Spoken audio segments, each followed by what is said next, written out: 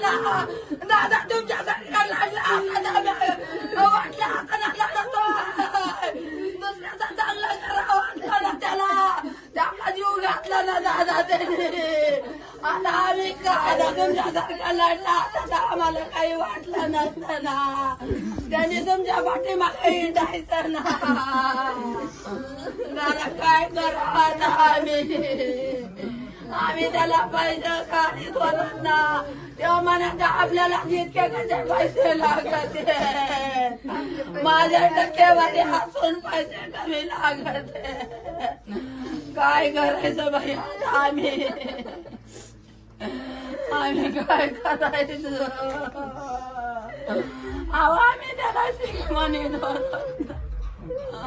पैशाचा विचार करायचा होता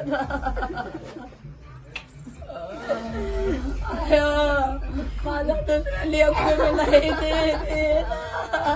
माझ्या लेकराचा पटू